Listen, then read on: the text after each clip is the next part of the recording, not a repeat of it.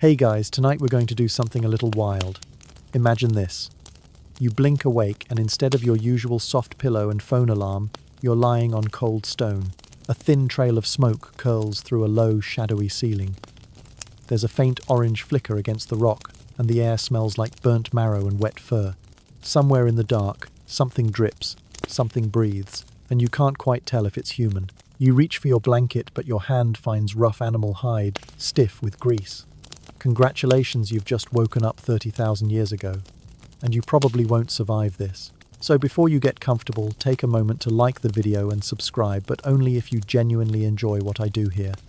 And while you're at it, tell me your location and the local time in the comments below. It's always fun to see where in the world everyone's listening from.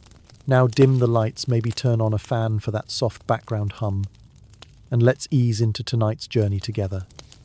Your eyes adjust to the glow. The fire is small, fed by brittle sticks and a few glowing embers.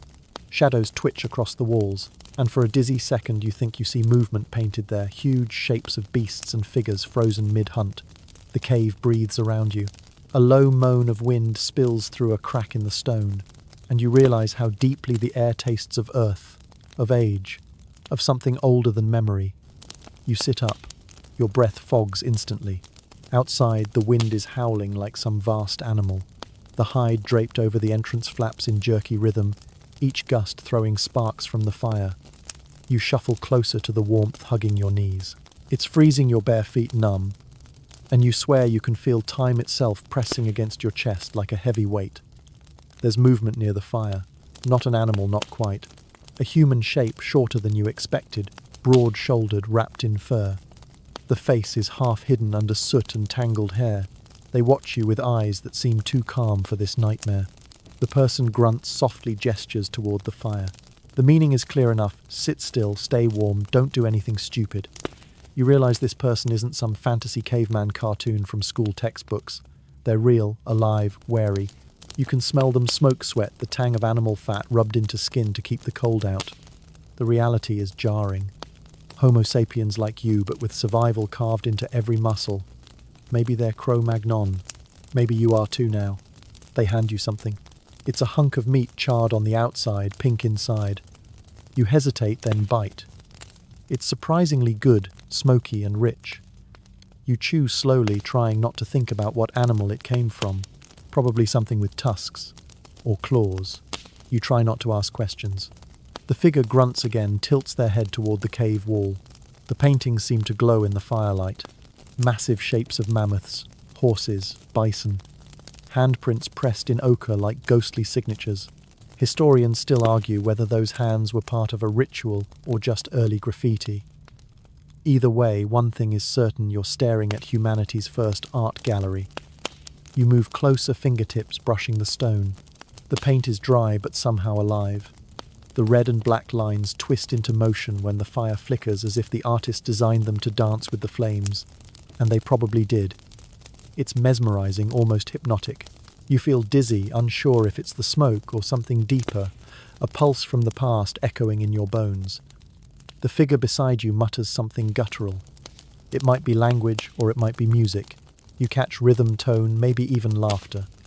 You don't understand the words, but you feel their warmth, their hum. This isn't silence, you realize. This is community. They've been talking, storytelling, joking in their own way for tens of thousands of years. You press your hand against the rock near one of the painted prints. It's smaller than yours, maybe a child's. The thought lands gently like a feather settling on water. Someone small stood here, breathing the same smoky air, staring at the same flickering light. They dipped their hand in pigment made from crushed minerals, and spit, then left a piece of themselves for the future. For you. A few sparks crackle from the fire, and the smell of bone grease fills the cave. You glance toward the entrance again. The wind has died down a little, but it's still dark outside. No electric hum, no distant city lights. Just the sigh of ancient trees and the low rhythm of the earth turning. Your mind races. How do you even exist here? There's no food delivery, no medicine, no phone signal to check how to start a fire without looking like a complete fool. The only Wi-Fi around is the smoke swirling through the air, connecting you to a time when survival was the only app anyone knew. You lie back on the cold ground, using your arm as a pillow. The fire pops gently beside you. The figure, whoever they are, settles down too. You hear them breathing slow and even. There's something calming about that two humans worlds apart in time, sharing the same cave, the same fear, the same warmth. Outside, a faint sound carries on the wind, a long distant howl. Wolves maybe, or hyenas. Hard to tell. Either way, you suddenly appreciate how much that small fire means. In a world where everything out there wants to eat you, warmth is safety and safety is sacred. You think about how fire changed everything. Historians still argue whether early humans learned it by accident or through careful observation of lightning and lava. Some legends suggest people believed fire was stolen from the gods, which makes sense. In this frozen world, it feels divine. Without it, nothing lives long. You close your eyes for a moment, feeling the heat brush against your face. The crackle and hiss of wood fills the silence. Every sense sharpens. The smoky air scratches your throat, but you can smell the cave, the stone, even the faint musk of mammoth fat.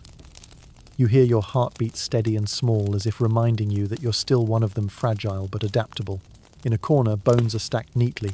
Some are sharpened into points, others carved with strange lines, maybe tools, maybe symbols. Archaeologists debate whether they held meaning or were just idle doodles. You want to believe they meant something. Humans crave pattern. Even back then, no one could resist the urge to leave a mark to say, "I was here." You look at the paintings again. They seem almost modern in their confidence. A horse galloping, a bison charging. The artist knew these creatures deeply. This wasn't art for art's sake, it was memory teaching, maybe even prayer. The walls are alive with movement echoing thousands of hunts, fears, victories. You imagine the painter stepping back, squinting at the final strokes, proud and exhausted. Maybe they had no idea those strokes would outlast empires. A sudden noise makes you freeze. Footsteps, soft padding ones. Another person enters the cave, pulling aside the hide flap. Their breath steams in the cold. They glance at you, then at your host, grunting something quick. You catch a few gestures, and though you can't understand the language, you get the vibe. Who's this stranger and are they useful? You smile awkwardly. They don't smile back. That's fine. You're an uninvited guest in prehistory after all. The newcomer sits near the fire, tossing in more twigs. For a second, the flames brighten, and the paintings seem to leap alive again. You swear the animals move. The walls pulse like the skin of the world itself. And then, as if it never happened, the light settles. You feel your eyelids droop. Maybe from exhaustion, maybe from the strange sense of belonging that has crept up without warning. You, the accidental time traveler, are wrapped in fur, surrounded by people who don't know you yet. Somehow accept your presence as part of the night's rhythm. You drift towards sleep to the sound of fire crackling and the soft breathing of ancient humanity. Tomorrow you'll have to face the world outside that cave. A place colder, harder, wilder than any dream. But for now you're safe. The last thing you see before the fire fades is a small red handprint near your head. Maybe the same child's who painted the walls. Maybe a reminder. You press your own hand against it, palm to palm across time. The rock is cold, but beneath it, you swear you feel something warm, like the pulse of a shared heartbeat, echoing through 30 millennia. Sleep comes slow and strange. You dream of snow and stone and flickering light. And when you finally slip under, you almost forget that somewhere far away an alarm clock still waits to wake you into another kind of cave, your room, your time, your world. The morning finds you shivering. Your breath fogs the air white as smoke, and the first light creeping into the cave feels cold enough to cut skin. The fire has died down to a faint orange glow. When you move, the firs crunch with frost. The others are already awake, busy in that quiet, efficient way of people who have no time to waste. One pokes the coals with a stick. Another sharpens a stone blade with slow, precise strokes. You realize that for them, survival is a routine. For you, it's a crash course. You crawl toward the cave entrance. The hide flap is stiff with ice. When you lift it, the outside world hits you like a wall. The air bites your face sharp and clean. The light is different, silver and heavy, spreading over a landscape that looks like it has been carved from glass. The Ice Age has its own kind of beauty, the sort that makes you gasp before you remember to be afraid. The valley stretches below, glittering with frost. Beyond it, snow-covered trees line a frozen river that winds toward the horizon.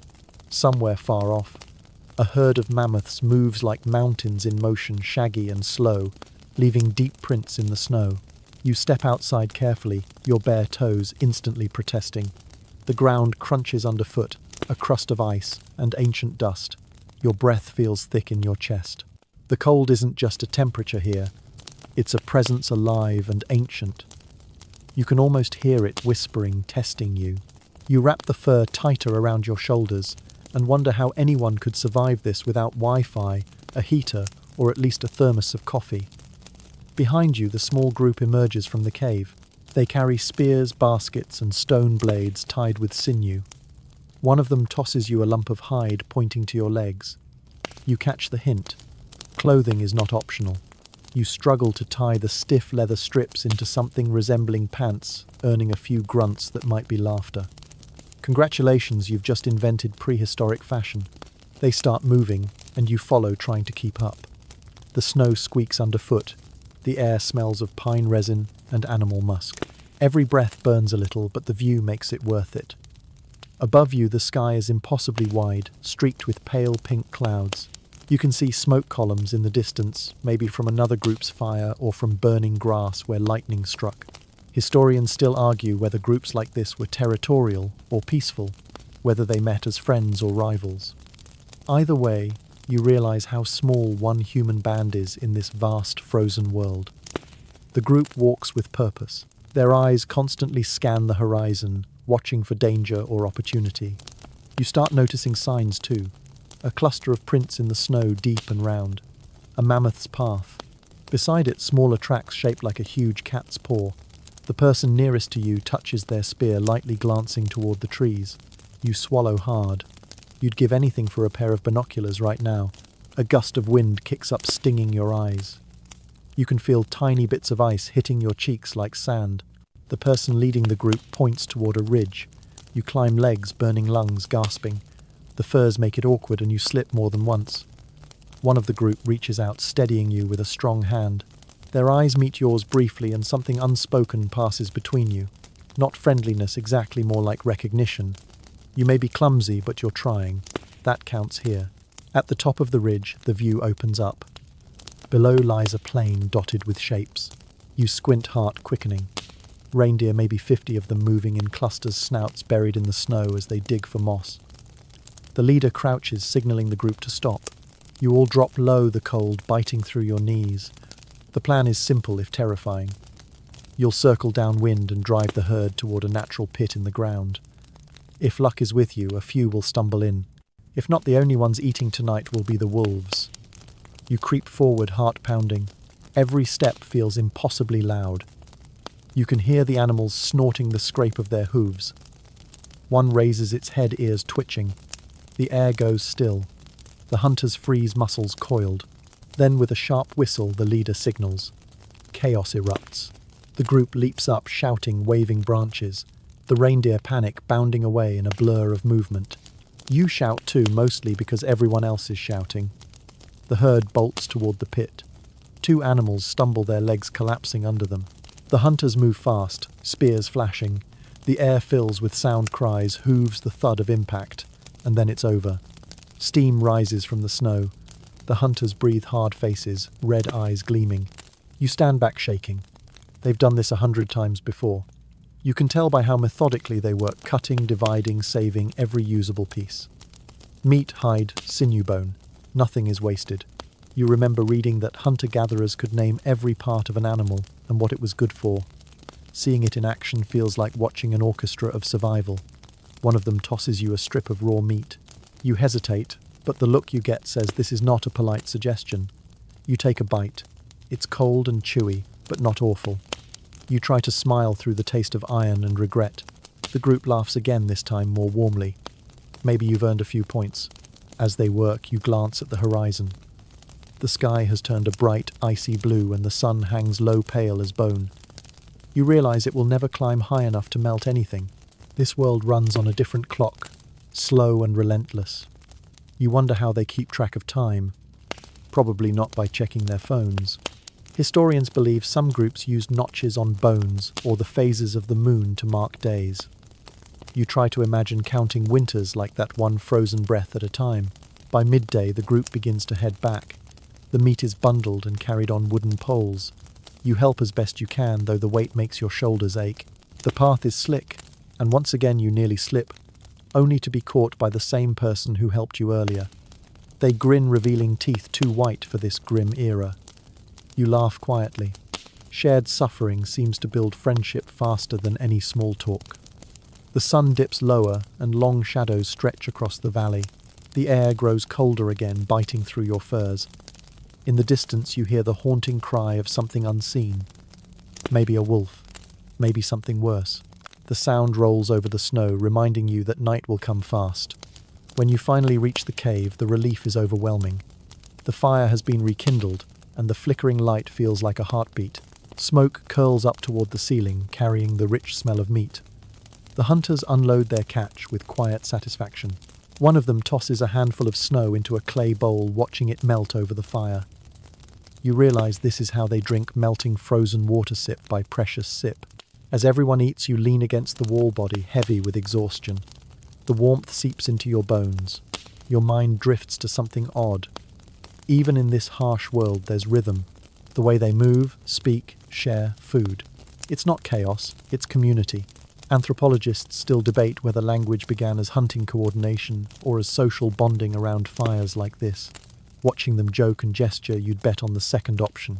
People needed to laugh before they could plan. Later, when the others sleep, you step outside again. The sky is clear, and the stars blaze so bright, it almost hurts to look at them. There's no city haze, no satellites drifting by no hum of civilization. Just the vast dome of eternity. Somewhere out there, 30,000 years in the future, someone else is looking at the same stars, warm in bed, maybe listening to a story like this one. The thought hits hard. Maybe time isn't a straight line. Maybe it loops in small, glowing circles of human wonder. You pull the fur tighter, glance at the mammoths in the distance.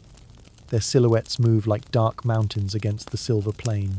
For a brief second, the fear fades. You're not lost in history anymore. You're part of it. The fire crackles behind you. The cold hums in your bones. You take one deep breath of that frozen, perfect air and step back inside the cave, heart still pounding from the sight of an ice age dawn. The day after the hunt, you wake to find the cave humming with life. The air is thick with the smell of smoked meat and the soft murmur of voices. The tribe is busy, every person moving with quiet precision. Children scrape hides clean with stone flakes. Women twist sinew into cord. Men carve long bones into tools.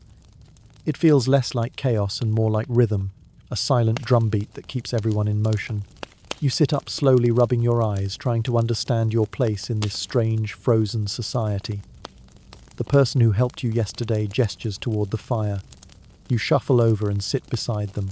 They offer you a piece of dried meat, then point to themselves and say something that sounds like "car." You nod, repeat it clumsily. They laugh softly and tap your chest, waiting. You hesitate, then say your own name. Yukar repeats, grinning. Well, close enough. You've been renamed by the Ice Age. A few others glance over. One is older, with a heavy brow and hair streaked with ash. They must be the leader, or maybe the shaman. Their eyes are sharp, measuring. When they speak, the rest listen. They gesture with their hands in flowing movements, sometimes tapping the ground or the fire. You start to catch patterns, hints of meaning. Even without words, they communicate with an elegance that feels ancient and familiar. Historians still argue whether language itself was already fully formed at this time, or still emerging in fragments of sound and gesture. Watching them now, it seems clear that communication doesn't always need grammar to be powerful. The leader motions for everyone to gather. The group circles the fire. Khan nudges you to join. The shaman begins to hum a deep, rhythmic sound that builds like wind inside the cave. Others join in, their voices blending into a strange, haunting melody. The sound vibrates in your chest. Someone throws herbs into the flames, and the smoke turns thick and sweet, making your head spin. This must be ritual, some kind of daily invocation to the spirits of fire and hunt. You close your eyes. The chant rises, falling into patterns that remind you of heartbeat and breath. When it ends, silence fills the space like snow falling on still water. The shaman looks around the circle, nods once, and people scatter to their tasks again. You exhale slowly, half dazed. It's not just survival here, it's belief. They live by stories older than history. Car hands you a small bone knife pointing to a pile of animal hides. You get the idea. Time to earn your keep. The work is brutal. You scrape fat and sinew from the skin, your arms quickly aching. The smell is strong enough to make your eyes water. Still, it's weirdly satisfying. The motion, the texture, the focus, it pulls you into their world. You remember something you read once, that tanning hides with smoke and fat was one of humanity's earliest technologies. You're living it now, one greasy stroke at a time. When you stop to rest, you notice a group of children nearby. They're drawing lines in the dirt with sticks, laughing when one erases another's marks. You smile. Play hasn't changed in 30,000 years. One little boy holds up a bone pretending it's a spear and mimics the hunt you witnessed. The others cheer, and you realize this is how they learn, through mimicry, through story. Every motion teaches something vital: how to throw, how to aim, how to survive. Education by imitation, long before chalkboards and homework. As the day warms slightly, you venture outside with Car. The snow crunches beneath your feet. The air smells clean, sharp. You can hear distant animal calls, the occasional crack of ice shifting on the river. Car shows you how to spot tracks, how to read the ground. A shallow depression means something heavy passed recently. A broken twig tells direction. You feel clumsy at first, but soon patterns emerge. The earth is full of messages, if you know how to read them. You both come across a strange formation of stones, stacked in a small clearing. Car kneels, touching the top one gently. It looks deliberate, like a marker. Maybe a burial site. Maybe a memory. The stillness around it feels sacred. Historians still debate whether early humans had formal burial rituals, or if they simply honored their dead in small, symbolic ways. Watching Car's quiet reverence, you feel sure of it, they cared. Later, back at the cave, you notice the shaman grinding red ochre into powder. The fine dust stains their fingers, mixing with sweat and ash. They catch you watching and gesture for you to come closer. You crouch beside them as they mix the pigment with animal fat in a small stone bowl. The smell is sharp, earthy. They dip a finger in and draw a line across your cheek, then across their own. The gesture feels like initiation. Car chuckles, softly pointing at you. Fire face, they say, or something close to that. You can't help but laugh. The shaman smiles faintly, then adds another mark to your forehead, whispering words you don't understand. You wonder what you look like now. Probably terrifying, or ridiculous, or both. As evening settles, the group gathers again. This time, it's not ritual, it's rest. The fire crackles warmly. Someone passes around roasted roots, chewy and sweet. A child falls asleep against their mother's arm. The air hums with small talk, laughter, the occasional cough. It feels almost like a family dinner, except instead of a dining table, there's a dirt floor, and instead of a ceiling, there's the endless night pressing close. You lean back, staring at the flickering light on the walls. The paintings glow again, and you start to notice new details you missed before. A man with a spear chasing a mammoth. A line of dots above his head. Some researchers think those dots represent counting or tracking lunar cycles. Others believe they were symbols for magic, a way to call luck to the hunt. Either way, you can feel meaning pulsing behind every mark. Car sits beside you, poking the fire with a stick. They point at one of the painted figures, then at themselves, then at you. Their meaning is clear: that's us. You nod, smiling. The connection is fragile but real.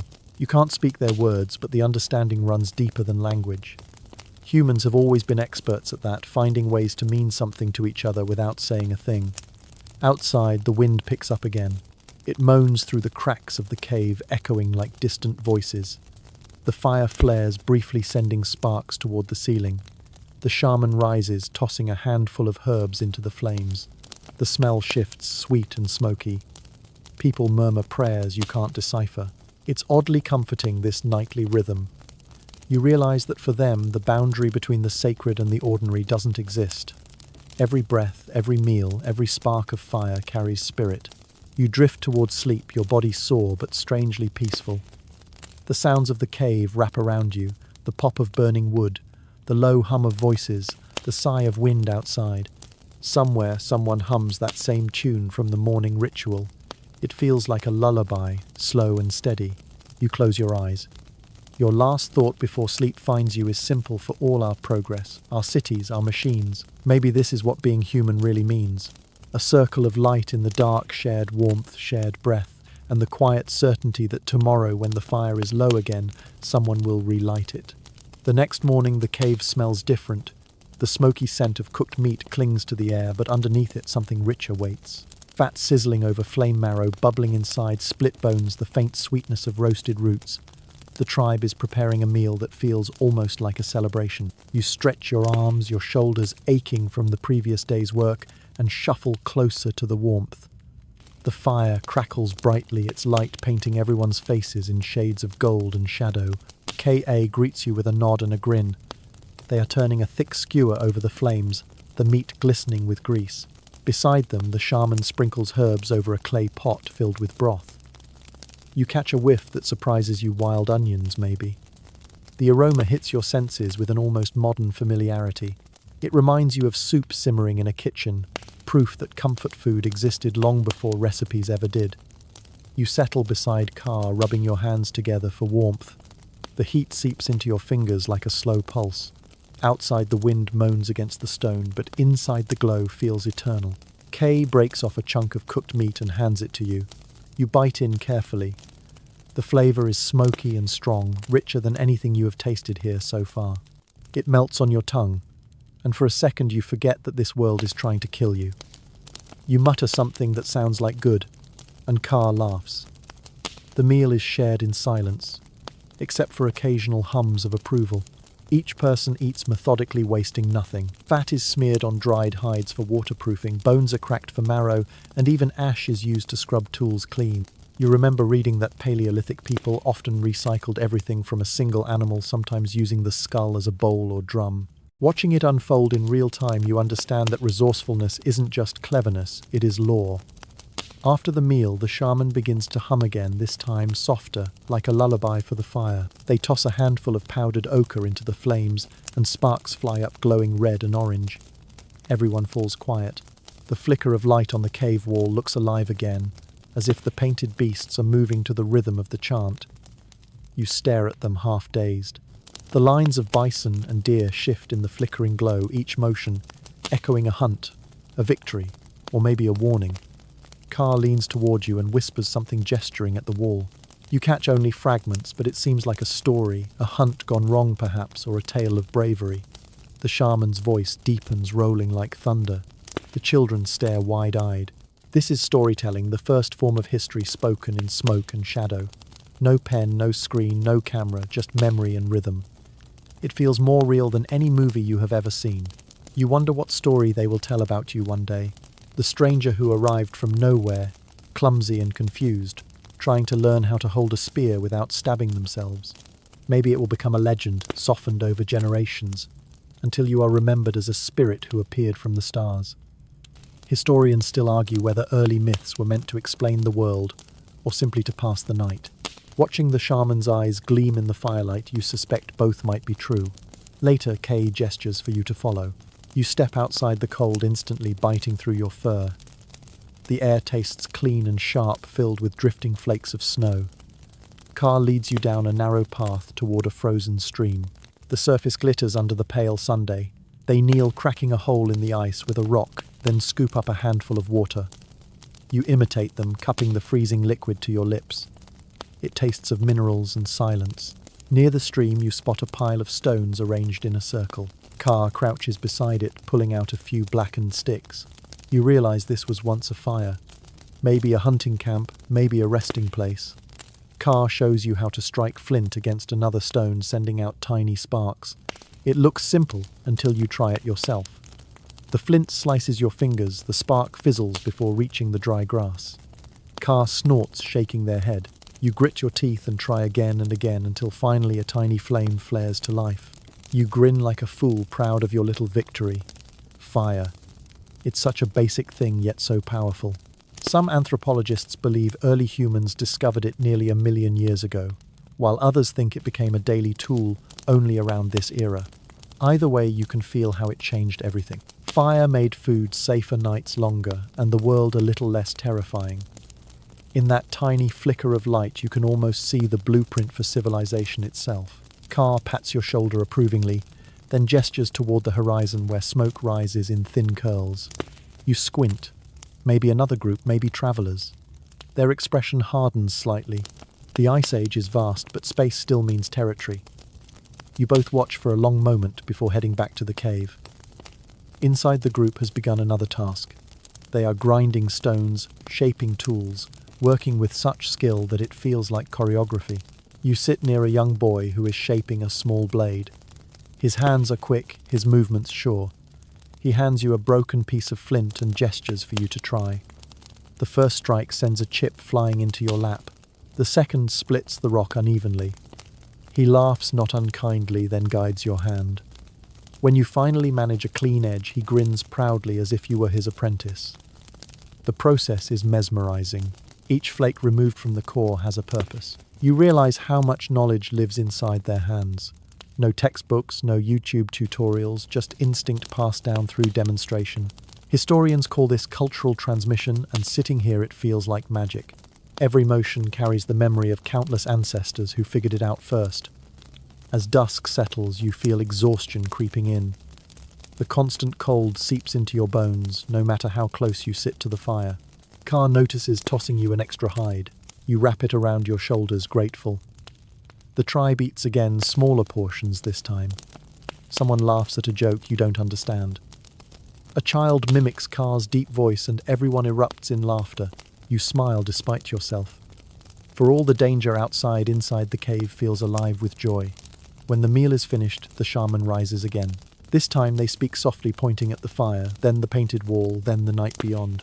Their gestures tell a story of balance, light and dark, hunt and hunger, life and loss. Even without words, you feel the meaning. The message is simple. Everything that burns must one day fade, but its warmth lingers in others. Car catches your eye, nodding slightly. You feel it too. The warmth, the rhythm, the heartbeat of this small world enclosed by stone. You lie down as the fire fades to embers. The glow dances over the paintings one last time before dimming into quiet red. The air hums softly with the breath of sleeping bodies. You close your eyes, listening to the faint pop of ash and the sigh of the wind outside. You're drifting again, the line between your time and theirs blurring like smoke. And somewhere in that space between dreams and memory, you realize that this tribe, with their songs and smoke and laughter, aren't just people from the past. They are you. The same hunger, the same wonder, the same fragile hope to make it through one more night. You wake to the sound of scraping stone. The light is pale, the cave floor dusted with frost. A few sparks crackle where someone is striking flint against a harder core. Car sits cross-legged by the fire pit, focused and calm, surrounded by fragments of rock that glitter faintly in the morning glow. You shuffle closer, curiosity stirring. The air smells faintly metallic, sharp as crushed minerals. Car looks up, gestures for you to sit. They pick up a piece of flint, hold it against another, and strike. A flake flies off, razor-thin, almost translucent. They turn it over, run a thumb along the edge, then nod with satisfaction. It looks simple, but you know it isn't. The precision in that motion comes from a lifetime of learning. They offer you a piece. You take it gingerly, fingers already nicked from yesterday's failed attempts. You mimic the motion, pressing one rock against another, then striking. The first hit does nothing. The second sends the flint skittering out of your hand. Car sighs and adjusts your grip, positioning your fingers, carefully showing you how to angle the blow. When you try again, the sound is crisp, a satisfying snap, and a thin shard drops into your lap. It glows faintly in the firelight, the edge perfect enough to draw blood with a whisper. Kay grins, proud of their student. You hold the shard up, fascinated. It's not just a tool, it's a key. Flint was humanity's first technology, older than any language, any art. Archaeologists say that crafting tools like these helped shape the human brain, forcing coordination between hands and thought. Sitting here, you can feel it, the strange rhythm of focus and creation linking you to thousands of forgotten makers. Car gestures toward a larger bone, tapping the tip of the flint against it. They want you to cut. You brace yourself and slice. The blade bites deep, surprisingly clean. You repeat the motion, carving through tendon and sinew, as if the flint were steel. You think of your kitchen knives back home and feel almost embarrassed by how effortless this seems in comparison. Technology, it turns out, doesn't have to look advanced to be genius. Around you, others are working too. A woman chips at a block of stone, crafting what looks like a spear point. A young boy grinds bone against rough rock, shaping it into a fishhook. The steady clack of stone fills the cave like music, ancient percussion that predates every drum. At one point, the shaman joins in, not crafting but watching. Their eyes flick from hand to hand, observing technique like a teacher grading an invisible test. You notice their necklace of carved teeth, each one polished smooth. Maybe it marks the hunts they've witnessed or the seasons they've survived. The shaman catches you staring and raises a brow, then lifts one of the teeth, tapping it twice against their chest. You realize it's a story in symbols, the first language of memory. Later, Car takes you outside to test what you've made. The snow is firm underfoot, crusted with a thin glaze of ice. They hand you a spear, the flint tip gleaming. Ahead, someone has stuck a bundle of grass into the snow to serve as a target. Car motions for you to throw. You take aim, pull back your arm and hurl. The spear spins awkwardly, landing 5 feet short. Car bursts out laughing so hard they have to steady themselves. You grin, embarrassed but amused. They demonstrate next. The throw is perfect. The spear arcs cleanly and lands with a solid thud right in the middle of the bundle. You clap, genuinely impressed. Car smirks, retrieves both spears and hands yours back with exaggerated patience. You try again. This time it lands closer, though still far from the target. Kay nods approvingly anyway. Effort counts. The cold gnaws at your fingertips and the wind slices through the furs.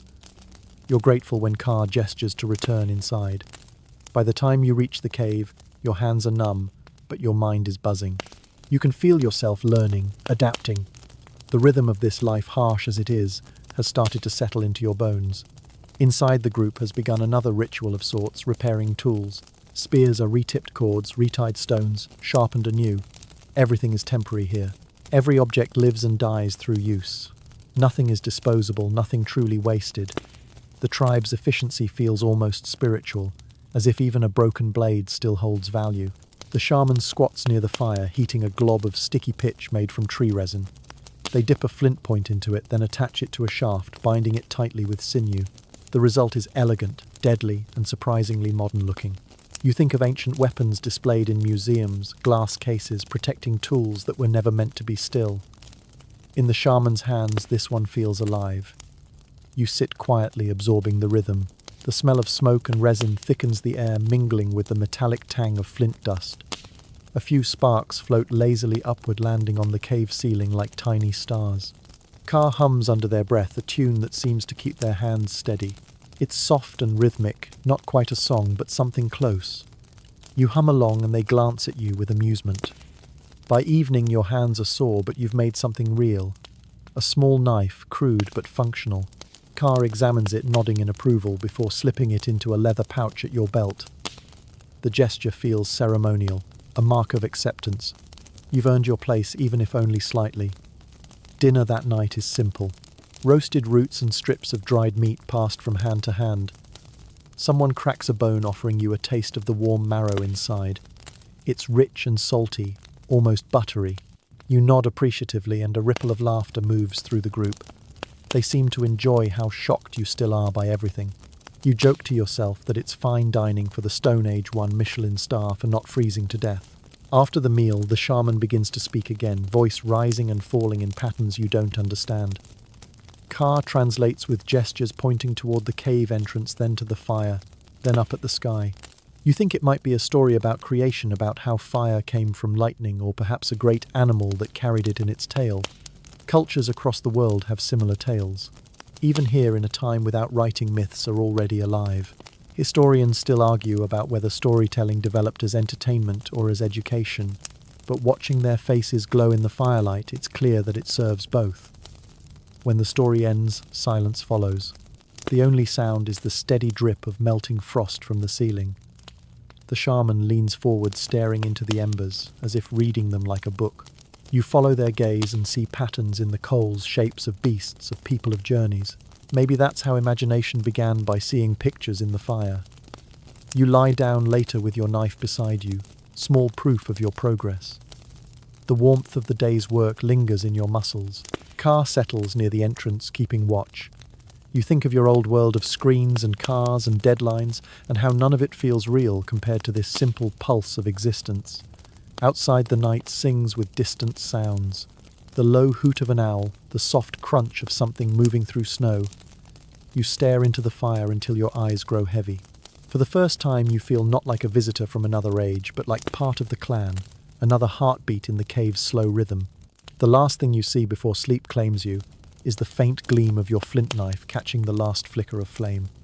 A reminder that progress in any age begins with patience and a spark. The next morning begins with shouting.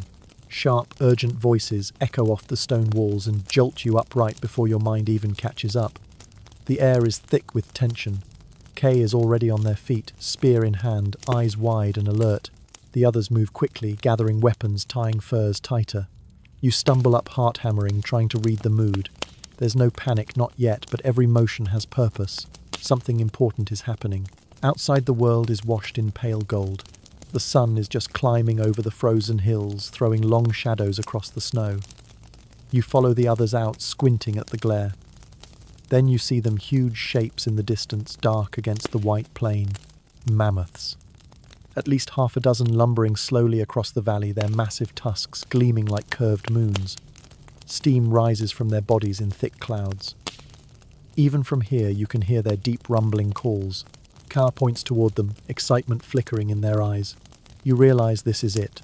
The mammoth hunt. The moment you've seen in museum dioramas and documentaries, except this time you're not watching from the safety of the future. You're part of it, and that realization makes your stomach twist.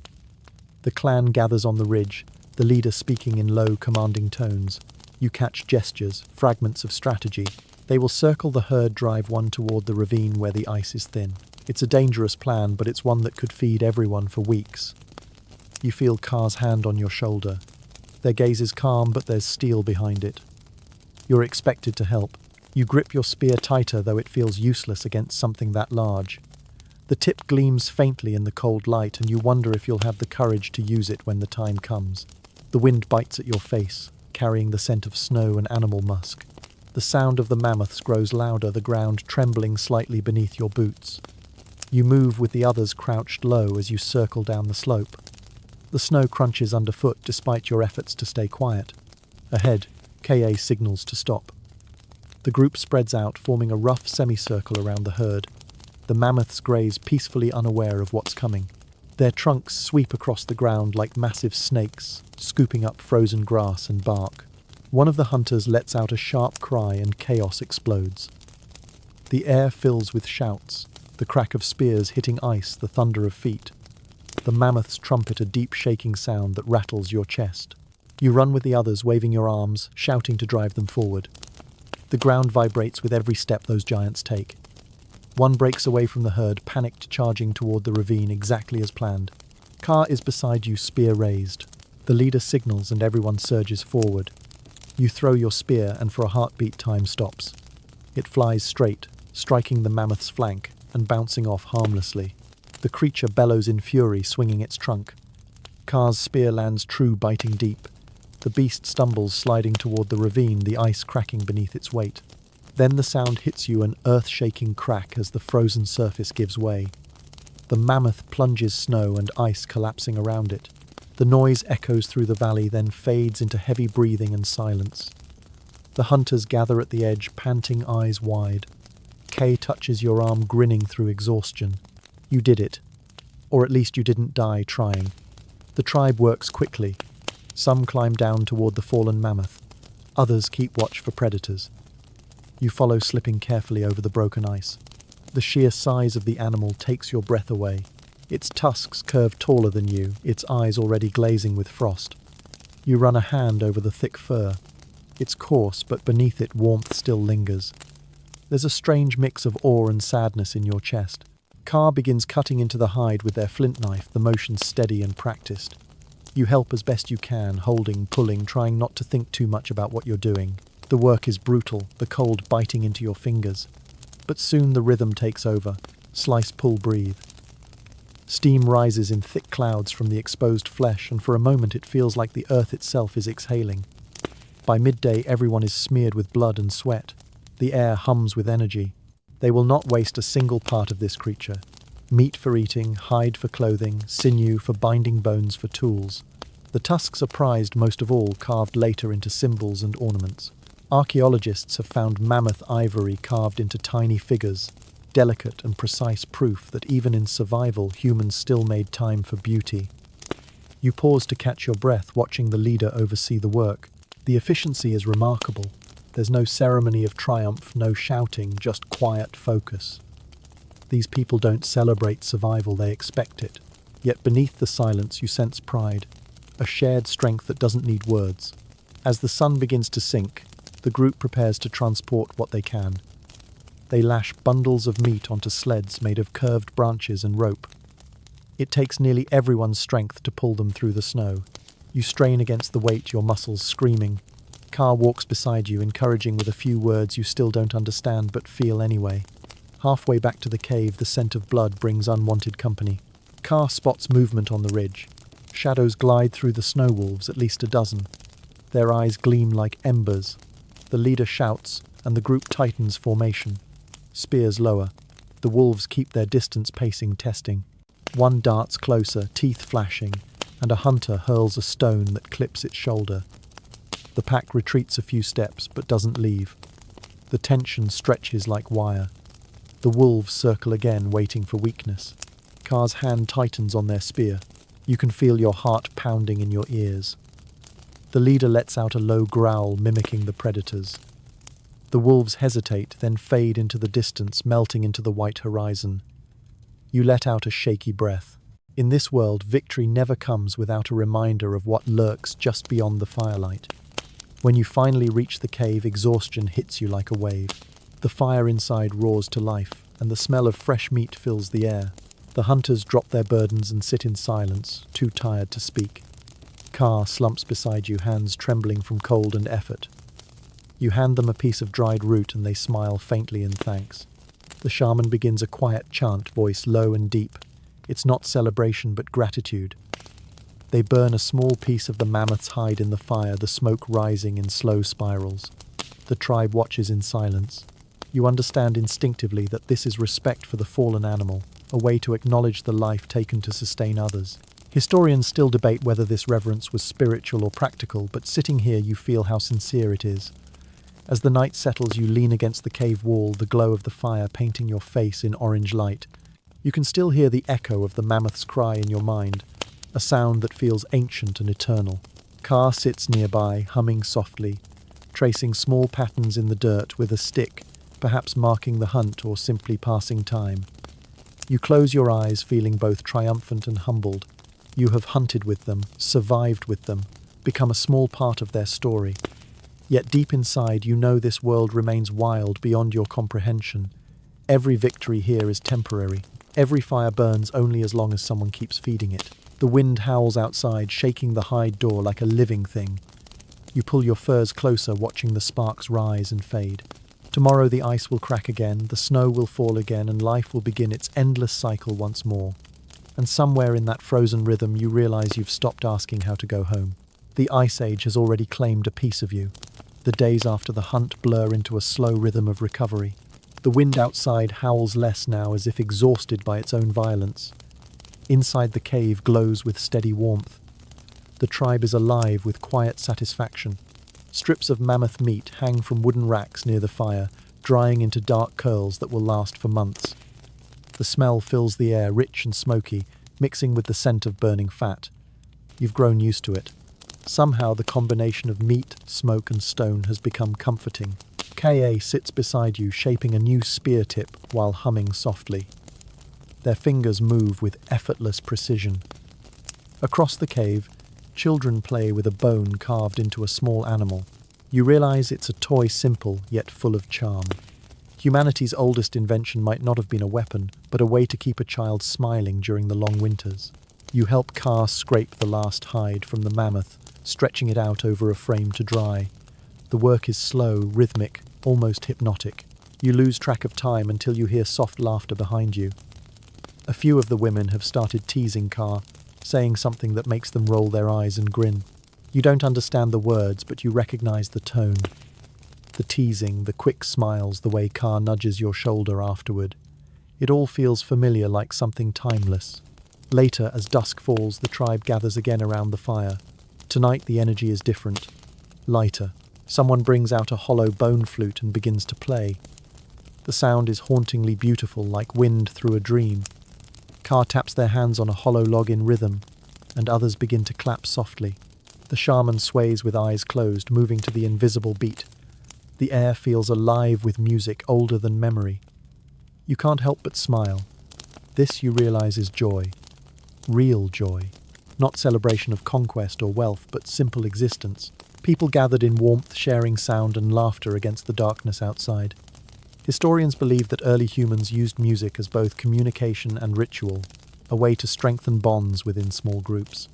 Watching it now, you see how right that theory feels. The song is connection itself, weaving everyone into the same heartbeat. Car catches your eye and tosses you a small drum made from stretched hide. You hesitate, but they motion encouragingly. You tap it once awkwardly. Car grins, showing you the rhythm with a nod. Soon you're drumming in time, your heartbeat syncing with the pulse of the tribe. The sound echoes off the cave walls, blending with the flute until it feels like the stone itself is singing. Hours later, the music fades. The fire burns low. Car sits beside you, eyes glowing in the dim light. You both watch the embers for a long time without speaking. Then Car points upward toward the faint streak of light visible through the cave opening. The night sky is vast, and clear stars scattered like shards of bone across velvet. Car says a word softly, then another, gesturing between the stars and you. You don't know the meaning, but the tone is tender. You feel your chest tighten. Love in this age is not declared with words. It's a shared look across a fire, a shared bite of food, a hand resting quietly on your arm. It's in the way Car smiles when you manage not to burn your fingers cooking, or how they always make sure you have the warmest hide at night.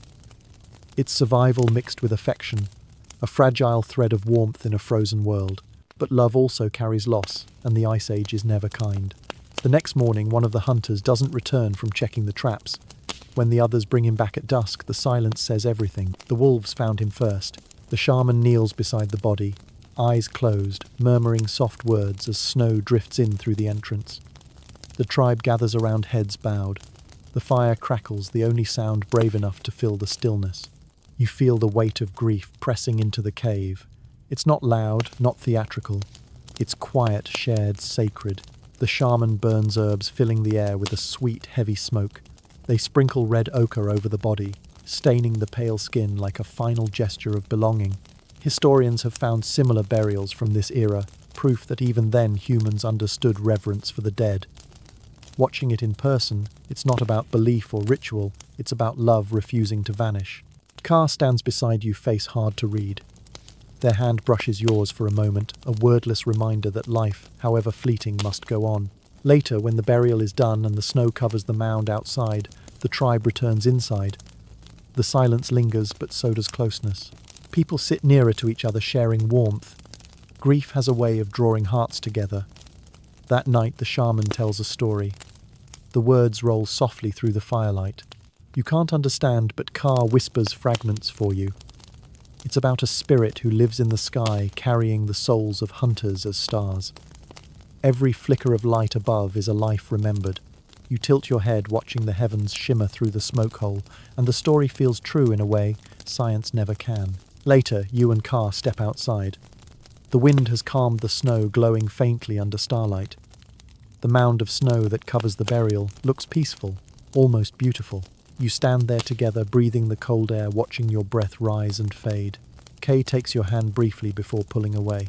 The gesture is small, but it says everything that words cannot. Back inside, the fire has burned low. You lie down, the warmth of the hides wrapping around you. Kay settles nearby, already half asleep. You listen to the soft breathing of the others, the faint hiss of snow against stone, and you think about how fragile it all is, how easily this moment could vanish, lost to time like smoke in wind. You wonder if thousands of years from now anyone will remember this night. The laughter, the music, the grief, the warmth. Maybe they'll find this cave one day, see the soot marks and the paintings, and try to imagine the lives that once filled it. Maybe they'll invent their own stories about who you were. The thought makes you smile faintly. Humans have always been storytellers. Even here on the edge of survival, you can feel it, the need to make sense of the chaos, to paint meaning onto the darkness. It's what keeps the fire burning, what turns fear into faith. As you drift towards sleep, you hear Car murmur something softly. You don't understand the words, but the tone wraps around you like warmth. Maybe it's good night. Maybe it's something older. Either way, it carries comfort. You close your eyes. The cave breathes slow and steady, a living thing filled with hearts still beating against the cold. Somewhere outside, the wind sighs through the snow, whispering through the world's earliest dreams. And as you fall asleep, you realize that love, even here among stone and bone, is the one invention that never needed to evolve. You wake to a sound that is not quite music, but feels like it could be. A low hum rising and falling in rhythm with the wind. It takes you a moment to realize it is coming from the shaman. They sit near the mouth of the cave, their hands raised toward the pale morning sky, chanting softly. The smoke from the fire drifts upward, curling like ribbons. Outside, the world glows with the faint light of dawn. It is the kind of morning that feels both silent and full of secrets. Car is already awake, sitting nearby, sharpening a bone needle. When they see you stir, they nod toward the shaman. You whisper a question with your eyes, and Car answers quietly. The word they use sounds like skyfire. You glance outside again and notice faint green streaks shimmering across the sky, barely visible in the early light. The aurora. You've seen pictures of it before, but never like this. It seems alive, breathing, moving across the heavens like a great spirit stretching after sleep. The tribe gathers, slowly drawn by the strange beauty above. The shaman's chant deepens, filling the air with a vibration that seems to echo in your ribs. They reach into a pouch and scatter crushed herbs onto the fire. Blue smoke curls upward, sweet and pungent. You cough softly, eyes watering, but no one else seems bothered. The smell clings to your hair and clothes, heavy with meaning. You realize this is not a casual ritual. The air feels charged, tense. The shaman begins painting symbols on the cave floor with ash and ochre. Circles within circles, lines pointing outward like rays. You sit quietly, feeling the energy in the air. Historians still argue whether people of this time truly believed in gods, or simply used ritual to cope with uncertainty. Watching the shaman work, you understand it was both. Faith and fear were two sides of the same fire. Car whispers softly beside you, telling fragments of the story. The aurora, they say, is the dance of the spirits, a bridge between worlds. When the lights move fast, it means the spirits are restless. When they glow gently, the world is at peace. Tonight, the skyfire moves like water, slow and graceful. It is a good sign, the shaman says. The tribe hums in quiet agreement. As the day brightens, you follow Car outside. The wind cuts sharp against your cheeks, but the light show above holds you still. The colors shift, slowly green, melting into blue, into faint violet. You stand there silent, watching the universe breathe. Car murmurs something beside you that sounds like wonder. You nod, unable to speak. Later, the shaman calls everyone together near the fire. They pull out a bundle wrapped in hide, untying it carefully. Inside lies something small and strange, a carving made of mammoth ivory.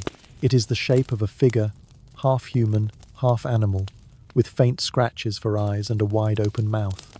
The tribe gazes at it reverently.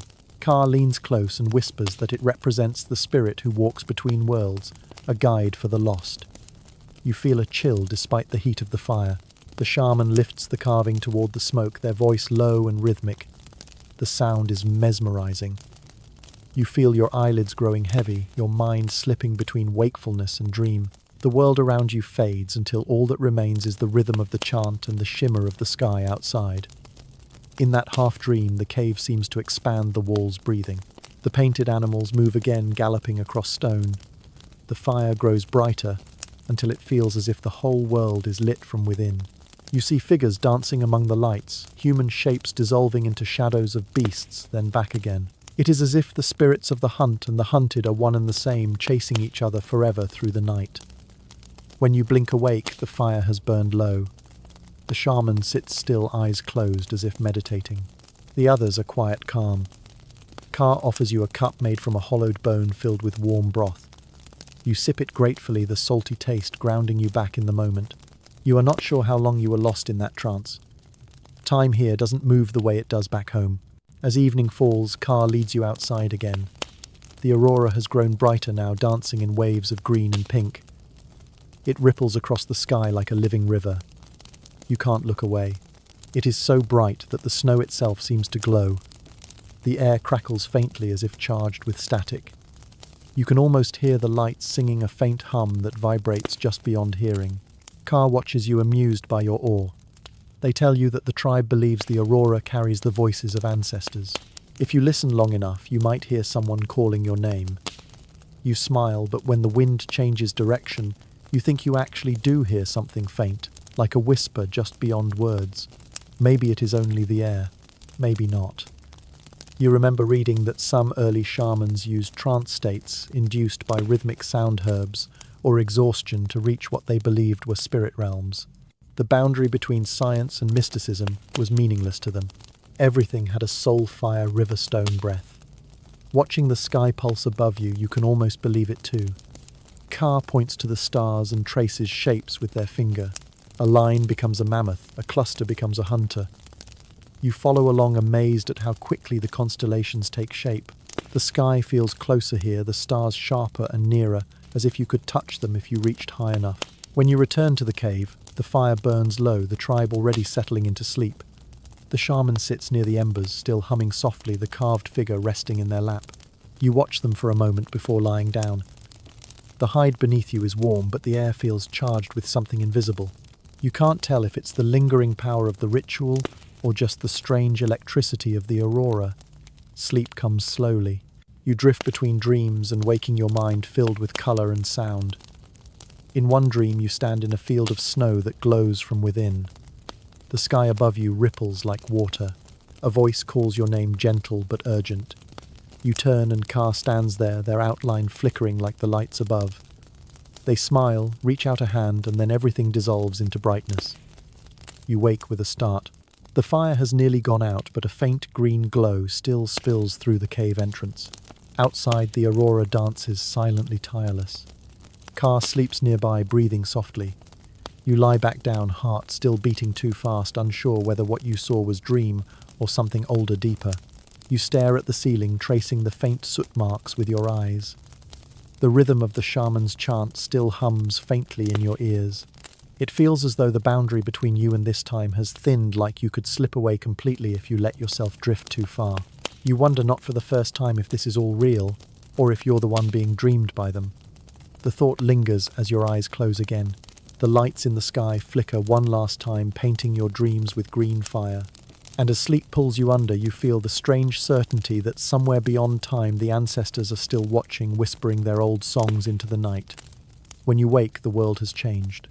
The familiar cave feels emptier, stripped down to essentials. The smell of smoke lingers, but much of what once filled the space is gone. Bundles of dried meat tools, hides and bones are neatly stacked near the entrance. Car is already awake, tying a bundle of furs with sinew. Their movements are brisk, practiced. You realize what's happening. The tribe is moving. You step outside and the air cuts through you like a blade. The sky is heavy with low clouds, the horizon bruised with grey. The cold has deepened, harsher than before. The river below the ridge is frozen solid, gleaming white like a scar through the land. You can hear it groaning under its own weight. The Ice Age is not done testing you. Ka joins you, slinging a pack over their shoulder. They hand you a fur cloak thicker than any you've worn before. You pull it on gratefully, feeling the warmth seep through. Around you the tribe gathers. The shaman sprinkles a handful of ash into the wind, murmuring a few words. You don't need a translation to understand it's a farewell. Leaving the cave feels like tearing a page from a book. You glance back once at the soot-stained walls and the fading glow of the fire pit. For all its cold stone, it had become a home. Car catches your gaze and touches your arm lightly before turning away. You follow the others down the slope. The trek begins before the sun fully rises. The snow crunches beneath your feet, the sound rhythmic, hypnotic. Everyone moves in a loose line, each person carrying something vital. The elders keep pace near the center, guarded by the stronger hunters. The children ride on sleds pulled by dogs with thick, shaggy coats. You take your place near Car, helping pull one of the sleds when the wind grows too strong. The land unfolds around you in vast silence. Frozen plains stretch into the distance, dotted with sparse, wind-twisted trees. The mountains loom far away, their peaks hidden by clouds. The only color comes from the sky, a dull, shifting grey that feels eternal. Every so often you pass the bones of animals half buried in the ice, silent reminders of how fragile life is here. The river crossing comes by midday. The shaman tests the ice first, stepping lightly, tapping with a long pole. It holds, groaning faintly. One by one the tribe follows. The sound of footsteps on ice is delicate, each step a prayer. You move carefully, feeling the ground shift beneath you.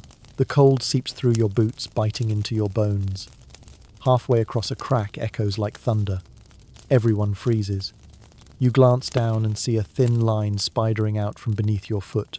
Car's hand grips your arm, instantly pulling you back. The shaman shouts something sharp and commanding, and the tribe shifts course, spreading weight across the surface. The ice groans but holds. You breathe again. When you finally reach the other side, the relief feels electric. Car exhales loudly, laughing once in disbelief. You laugh too, though it comes out shaky. The shaman looks back at the river and mutters something under their breath. The rest of the group bows their heads briefly. You follow their example. Gratitude even here is survival. The day drags on. The wind grows stronger, the snow thicker. You lose feeling in your fingers despite the furs. Every step feels heavier, like walking through time itself. The sled creaks behind you, and the dogs pant in low, rhythmic bursts. You fall into the same trance as the others, where thought fades and only movement remains. By late afternoon, you spot smoke in the distance. A new cave, maybe, or a shelter built from stone and wood. The tribe quickens its pace. The idea of warmth of fire pushes everyone forward. When you reach it, the relief is overwhelming. The entrance is small but deep, its mouth hidden by a ridge of ice. Inside it smells of moss and old smoke. Clearly someone used it before. The group moves efficiently. Fire is made, hides spread, meat hung to dry. You help Car collect wood though. Every stick feels like gold in this treeless expanse. The fire catches, quickly crackling bright. The warmth feels almost holy. Dinner that night is quiet. The tribe eats slowly, conserving energy. You sit beside Car, both too tired to speak. The shaman sits opposite, eyes reflecting the firelight. They look older tonight, the lines on their face deeper. You wonder how many winters they've seen, how many migrations like this they've led. After the meal, the shaman begins to draw on the cave wall with a piece of charcoal. At first, the marks seem random, but soon shapes emerge. A river, mountains, a line of figures moving between them. A map. You lean forward, fascinated. The shaman points to the river you crossed, then to a large shape ahead. You realize it's the glacier, a wall of ice that cuts across the world like a frozen ocean. They intend to cross it. Car sees your expression and smiles faintly as if to say, yes, it's as bad as it sounds. You shake your head, but the truth is you understand. Staying in one place too long means death. Food moves. So must people. The next morning comes too quickly. The fire has burned down to ash. Everyone moves quietly, packing what little they have left. The sky is darker today, the wind sharp enough to sting. You begin the climb toward the glacier. The land grows steeper, harder. Snow whips across your face, finding every gap in your clothing. Your breath comes in white, bursts, each one freezing in the air.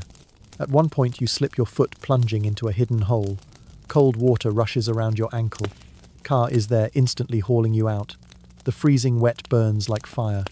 They pull you close, wrapping your foot in dry hide, muttering something that sounds suspiciously like a scolding. You manage a sheepish smile. Even at the edge of the world, some things never change. The climb takes the rest of the day. By the time you reach a ledge overlooking the glacier river, the sun is fading into a thin red line on the horizon.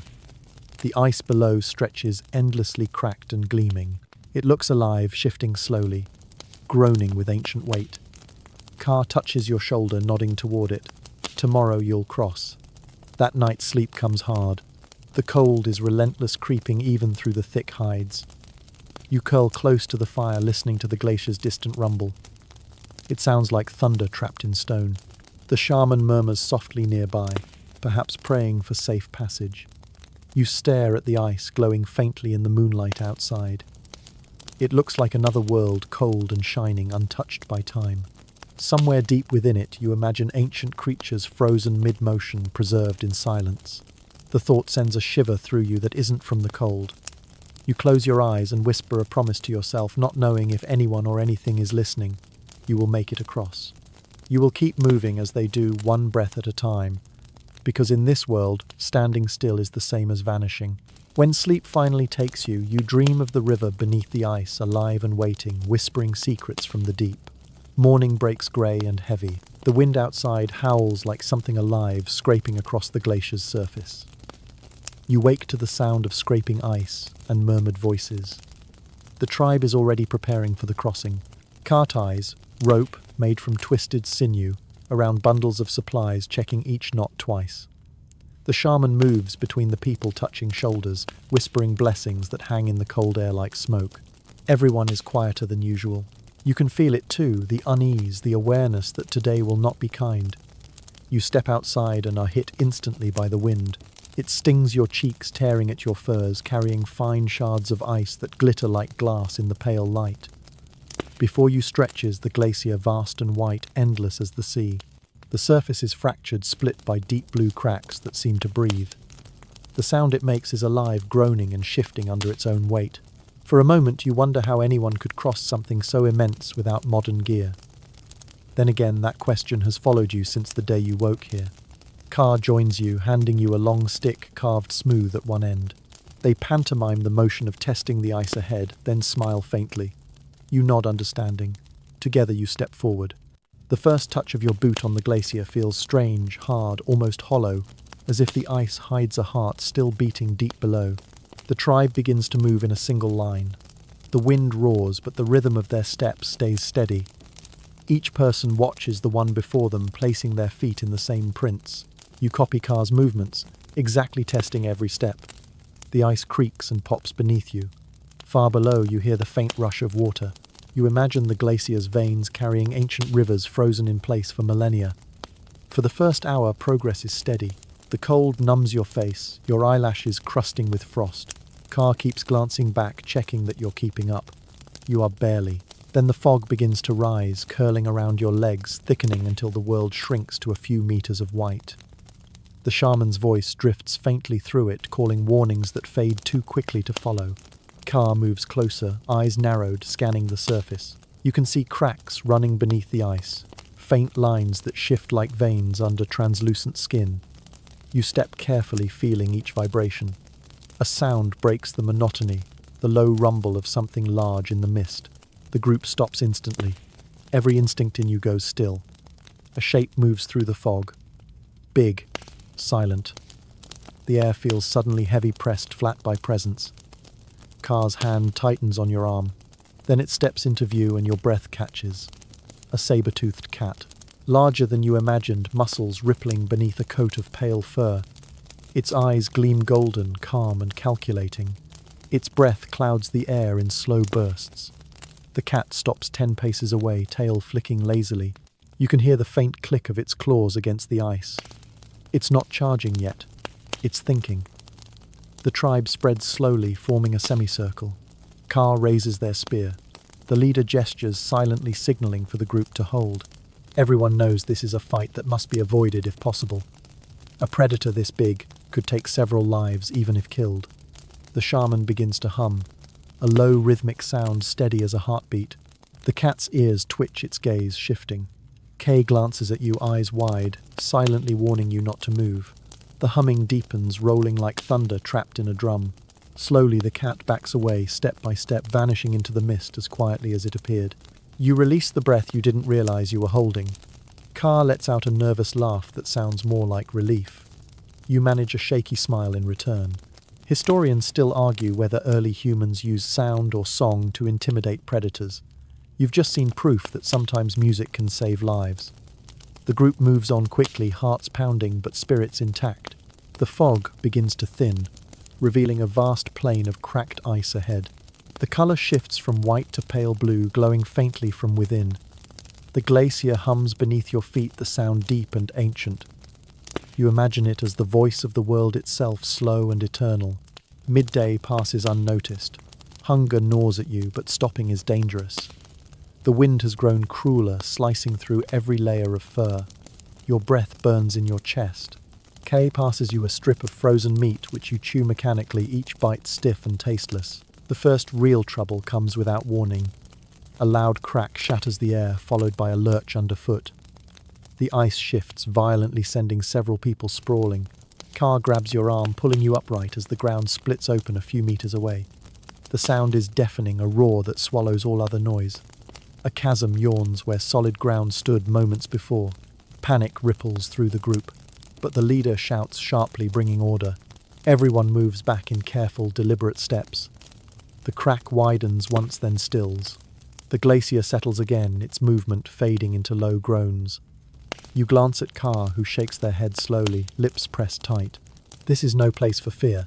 You simply keep walking. By dusk, you reach solid ground again. The glacier slopes downward, leading into a narrow valley sheltered from the wind. The relief in the group is palpable. Some people laugh softly, half delirious with exhaustion. Car drops their bundle with a sigh, collapsing into the snow. You follow, muscles trembling. The shaman kneels beside a shallow hollow in the ground, striking flint until sparks bloom. Fire flares to life, and the entire tribe gathers close, grateful for even that small warmth. As flames rise, the tension begins to ease. Car sits beside you, their expression thoughtful. You both stare at the fire, its light reflected in your eyes. No one speaks for a long time. Finally, the shaman begins to hum again, softer now, a tune that drifts like smoke into the night. It's a song of thanks, you think, or maybe survival. The stars emerge overhead, faint at first, then bright and countless. The sky feels too large, too close. You can see your breath, mixing with the smoke, fading upward until it disappears. Car leans slightly against your shoulder, not quite touching, but enough to share warmth. You don't move away. Later, as the others drift into sleep, you stay awake, staring at the fire's slow dance. Your mind replays the day, the crack of the ice, the gleam of the predator's eyes, the eerie hum of the glacier. It feels impossible that this world could ever give rise to cities, to comfort, to the future you remember.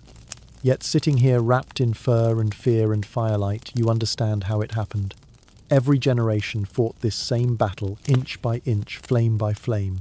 You close your eyes, letting the warmth sink in. The wind outside howls again, but softer now, like a distant memory. Car's steady breathing lulls you, and before long you drift into a restless sleep, filled with shifting ice and golden eyes that watch from the mist. When you wake again, the world will have moved on, indifferent as always, but tonight you've made it through. That is enough. Morning arrives, pale and silent. The fire has burned to faint embers, leaving a trail of thin grey smoke that curls toward the cave ceiling. You sit up slowly, feeling every ache in your shoulders and legs. The air is colder than before, the kind of cold that clings to your breath and sharpens the edges of your thoughts. Car is already awake, kneeling near the wall, staring at the faint outlines of charcoal drawings left there during the night. You rub your eyes and realize that new images have been added. You crawl closer, curious. The fresh markings depict the glacier, the crack that nearly swallowed the tribe, and the dark shape of the saber-toothed cat that haunted your dreams. The figures are simple but vivid. Each line seems alive, pulsing with memory. The shaman stands nearby, smearing more pigment onto the wall with practiced movements. Their fingers move gracefully, tracing the story of survival into the rock, as though speaking to the future. You watch in silence, hypnotized by the process. The smell of crushed minerals mixes with the lingering scent of smoke and animal fat. Car catches your expression and smiles faintly before handing you a piece of charcoal. You hesitate, but take it. The wall before you feels sacred, heavy with meaning. You think for a long time before pressing your hand against it. The stone is cold, almost biting. You trace the outline of your palm, leaving a black print beside the others. The shaman nods in approval. You have added your mark to the story. For a brief moment, time folds in on itself, and you imagine someone far in the future standing here, staring at this very wall, wondering who you were. The thought sends a quiet shiver through you. The rest of the tribe gathers behind you, admiring the wall. Children point at the images, laughing softly. One of them imitates your hesitant drawing motion, leaving a messy handprint near yours. You grin. Art, you realize, is not about perfection. It is about presence. Car begins mixing a new color using red ochre and a bit of animal fat. They dip a stick into it and begin adding details to the bison already painted high above the fire pit. The animal's shape grows sharper under their touch, its muscles outlined with precision.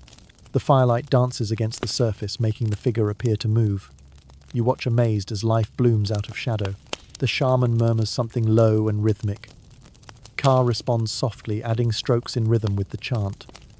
You listen carefully, catching familiar sounds among the strange ones. It feels like a conversation between earth and sky, between hunter and hunted. The shaman gestures for others to join, and soon the cave fills with quiet humming. The air thrums with energy. You realize this is more than art. This is remembrance. Each mark preserves what words cannot. Historians still argue about whether these paintings were spiritual rituals or simply stories of hunts. Sitting here, you can feel it is both. Every figure is both memory and prayer, a promise to never forget. After a while, the shaman steps back and studies the wall with a thoughtful expression. The silence that follows feels almost reverent. Ka reaches for your hand, briefly smudging a bit of ochre on your wrist. The mark feels warm, grounding. The day unfolds slowly. Outside, the snow falls in soft curtains, muffling the world. The tribe works quietly, repairing tools, carving bones into needles, sewing new garments. You join Ka in cutting strips of hide, your movements steadier now after weeks of practice. The repetitive rhythm soothes your nerves. Occasionally someone hums or whistles a short tune. The sound bounces gently off the cave walls, filling the silence like a heartbeat. In the afternoon, the shaman calls everyone to the center of the cave. They motion to the wall again, to the newly completed paintings, and begin to speak. Though you can't understand the words, their meaning reaches you in tone and gesture. The story unfolds in waves: the glacier, the crossing, the beast, the triumph. The tribe listens intently, children sitting cross-legged, eyes wide. Ka translates small fragments for you. The story honors not just the hunters, but the mammoth and the cat. Every life taken is remembered. Every danger faced is recorded in line and color. You nod slowly, understanding more than you can explain. This is history before writing memory made visible. When the story ends, everyone sits in stillness for a long moment. The fire crackles softly, casting the paintings in flickering gold. Then one by one, people begin adding small touches of pigment to the wall, simple dots or handprints. Each one is like a signature, a quiet declaration. I was here. KR nudges you and gestures toward the fire. They pick up a small flat stone and press it into your palm. On it you see faint carvings, lines forming shapes that resemble stars. You glance at them questioningly. Ka smiles and points upward toward the mouth of the cave, where the first stars are beginning to appear.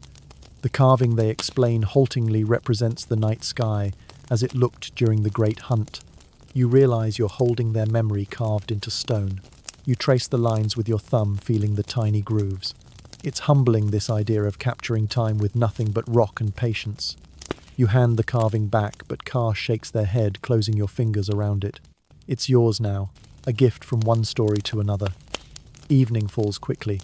The tribe eats in quiet comfort, sharing strips of dried meat and bits of roasted root. The warmth of the fire fills the space, but beyond it the cold presses close, humming against the cave walls. The shaman stares into the flames, lost in thought. You wonder if they are imagining future hunts, or simply listening to the whispers of the fire. Later, Kay sits beside you again, close enough that your shoulders touch. They hand you another small piece of charcoal, motioning toward the wall. You hesitate, then draw something simple, a curved line that might be a river, a small mark that could be a traveller. Ka leans in, watching with quiet amusement, then adds a few more lines beside it. Together the shapes form two figures walking side by side. You both laugh softly. The shaman glances over, smiling faintly before returning to the fire. It feels like approval. You look back at the wall, at the swirl of animals, stars and hands, and realize that every mark is alive. This isn't just art, it's communication across time. The cave itself has become a storyteller, holding your voices inside its skin. When everyone finally settles to sleep, the fire fades to a gentle glow. You stay awake a little longer, tracing the outlines on the wall with your eyes. The drawings seem to shimmer in the half-light, moving in rhythm with the flicker of the flames.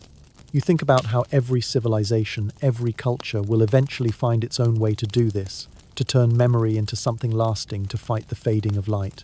You lie down at last, the faint warmth of the ochre still on your skin. The sound of the wind outside blends with the crackle of dying embers. You clutch the carved stone in your hand, feeling its weight anchor you to this moment. Somewhere in the distance, an animal cries out, lonely and echoing. You close your eyes and imagine its shape joining the others on the wall. Sleep takes you gently this time, filled with dreams of moving color and painted hands reaching out through the dark, reminding you that even when everything else is swallowed by time, the story remains. The wind has changed. You feel it before you even wake. A deep rumbling through the stone floor that makes the hides flutter against your skin. The air tastes of snow and ash. Outside, the world is turning harsher again, and hunger has started whispering through the camp. When you sit up, Kaa is already crouched by the fire, feeding it with dry roots and bits of bark. Their face looks tired, the usual warmth dimmed by worry. You glance at the racks near the back of the cave. The meat supply has thinned. The once heavy bundles are almost gone. The tribe moves slower today. Even the children, usually full of energy, huddle close to their parents, conserving warmth. The shaman kneels in front of the fire, chanting softly while grinding what looks like dried berries into a dark paste. You watch as they mix it into the flames, sending up a sharp, sweet scent. Smoke fills the air, curling like snakes around the cave walls. You can taste the bitterness of it at the back of your throat. Kay approaches you holding 2 spears. Their expression says, "Enough. A hunt." But not the confident kind you saw before. This will be desperate. You pull on your furs, tightening the straps with stiff fingers, and follow them into the white world outside. The cold hits like a wave. The ground crunches under your boots, the snow crusted with ice. The sky hangs low and colourless, the kind of grey that feels eternal. You follow the others across the plain, the sound of your breathing loud inside your hood. The air feels thinner, sharper. Your stomach growls, reminding you that you haven't eaten since last night. Tracks appear in the snow, small scattered prints. Kaa crouches to study them, touching one lightly. Rabbit, maybe. Too few to matter. You keep moving. The silence presses down, broken only by the crack of ice and the occasional caw of distant crows. Hours pass. The cold seeps through your bones until your fingers feel like stone. The wind whips across the plain, stealing your breath. Kaa signals for a stop. You both crouch behind a low ridge, watching the horizon. In the distance movement, a herd of reindeer, thin and restless noses, buried in snow as they search for what little grass remains. Kaa's eyes narrow. They signal the others, forming a rough plan with quick gestures. The tribe spreads out, moving into position. Your heart pounds as you grip your spear. You can hear the crunch of footsteps, the faint calls of the animals. The world shrinks to breath and motion, then a shout. The herd bolts a blur of movement and snow. You run, legs burning, lungs aching. Kay throws their spear, striking one of the smaller reindeer in the flank. It stumbles, then falls. The group rushes forward, ending it quickly and cleanly. The silence afterward is deafening. Kaa kneels beside the animal, touching its neck, whispering something. You bow your head instinctively. It feels right. Even in hunger there is reverence. The others begin the process of cutting the carcass. Blood steams against the frozen ground. You help as best you can, though your hands shake with cold. The meat will not last long, but it will keep the tribe alive for a few more days. By the time you return to the cave, your legs feel like lead. The smell of fire and smoke is the sweetest thing you've ever known. The group works quickly, roasting strips of meat, saving the rest for drying. You sit near the fire-numb fingers outstretched, watching the flames lick the edges of the wood. The fat sizzles, sending sparks into the air. Someone laughs weakly, more relief than joy. When the food is ready, Kaa hands you a portion. You chew slowly, savoring every bite. The taste is simple but rich. Hunger makes even the plainest food holy. Around you, the others eat quietly, their faces lined with exhaustion but lit by the faint glow of satisfaction. Afterward, the shaman rises, tossing a bone into the flames. They begin to speak, their voice soft but strong. Kaa translates in fragments. The shaman tells of the fire within, the strength that keeps people alive when the body is weak. You realize they are not just talking about the flame in the pit, but the one inside each person. The tribe listens in silence, heads bowed. Even in their fatigue, you can see the spark in their eyes. The night deepens. The wind outside grows louder, rattling the hides that cover the entrance. Snow begins to seep in around the edges. The fire burns low shadows stretching long across the walls. You lie beside Car, your bodies close for warmth. The air smells faintly of smoked blood and the earth itself. You close your eyes, listening to the slow rhythm of breathing around you. You dream of warmth at first, then of light fading into darkness. You're walking alone across the snow, the horizon burning faintly red. A figure appears ahead of you, tall and wrapped in furs. You call out, but the wind swallows your voice. When the figure turns, it's not Car or anyone from the tribe, it's you, older eyes, hollow, holding a fire that never burns out. The image fades as quickly as it came, leaving you trembling even in sleep. You wake to Car, shaking your shoulder gently. Morning again. The cave smells of smoke and meat, but the air feels thinner, colder. The shaman is sitting motionless by the fire, eyes half closed, humming a low tune that seems to come from deep within the earth. You realize something quietly terrible. The food is already running out again. The days blur together. Each one feels shorter, the sun weaker, the wind crueler. The tribe begins rationing their meals, and the laughter that once filled the evenings fades into silence. You notice the way people stare at the fire longer now, as if afraid it might go out. Car's face grows gaunter, their smile rarer, but still there when they see you watching. You keep working, helping wherever you can, gathering wood, mending tools, anything to stay useful. One afternoon, the shaman sends Car and 2 others to check the traps near the river. You offer to go, but Car shakes their head, mouthing a word that feels like rest. You obey, though unease gnaws at your stomach. Hours pass. The wind grows stronger, carrying a sound like distant thunder. You pace near the cave entrance, staring into the snow until your eyes blur. When Car finally returns, the light is fading. Their faces pale, their hands trembling. The traps were empty, they explain, but they found signs of something large nearby, maybe another predator. The tribe grows tense, the air heavy with fear. The shaman mutters something about spirits of hunger walking in the storm. You don't believe in spirits, but tonight you want to. That night, no one sleeps easily. Every sound outside seems amplified. The wind scratches at the entrance like claws. You keep your hand on your knife, knowing how little it would help. Car stays beside you, eyes open, watching the shadows move. The fire pops loudly and everyone flinches. The shaman hums softly a prayer without words. In the morning, the snow has piled high, blocking half the entrance. The cold presses in harder than ever. The fire burns low, its light weak and flickering. You huddle closer, hands extended toward the embers. Car leans against you, their breathing shallow. The hunger is back, creeping like a shadow across every face. And yet even here, in the deep heart of winter, the tribe endures. The fire still burns. The shaman still chants.